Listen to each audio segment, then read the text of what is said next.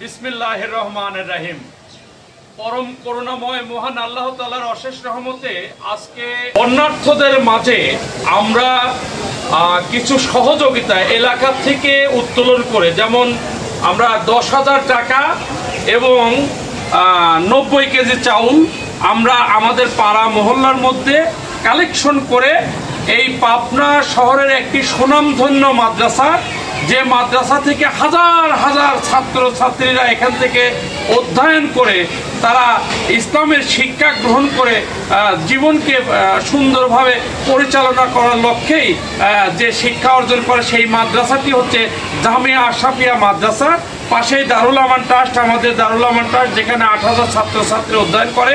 এই জামিয়া আশরাফিয়ার মাদ্রাসার যিনি সুপার এখানে রয়েছেন, আমাদের সম্মানিত সুপার, তার কাছে আমাদের এলাকা পাড়া মহল্লার সম্মানিত ইমাম সাহেব মৌলানা হাফিজুর রহমান, এখানে ভারেরা মসজিদের সম্মানিত ইমাম সাহেব রাকিবুল হুজুর, আমার বন্ধু সেনাবাহিনী রিটায়ার্ড পারসন আলহাজ খায়রুল ইসলাম, এবং আমার এই যে বন্ধু ইসলাম আলী, আমার তো বড় ভাই আলম ভাই, আমি সহ এখানে এসে তার হাতে এই নগদ টাকা এবং চাউলটা বুঝিয়ে দিয়ে গেলাম, যাতে একটা নির্ভরযোগ্য জায়গায় দিলাম, এই কারণে যেন এই মালগুলো যাতে বিপদগ্রস্ত মানুষ, বিপদগামী মানুষের হাতে পড়ে।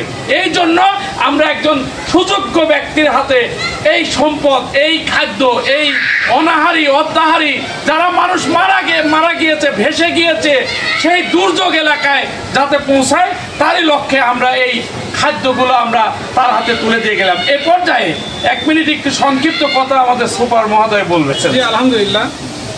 আসলে আমাদের দেশে বর্তমানে 12টা জেলাতে বানভাসী মানুষের বড় করুণ অবস্থা। শিশু, বৃদ্ধা, বৃদ্ধ, যুবক, পুরা এলাকা, পুরা জেলাগুলো পানির নিচে তলিয়ে গেছে। আমাদের দায়িত্ব যে আমাদের সামাজিকভাবে তাদেরকে সার্বিক সহযোগিতা করা।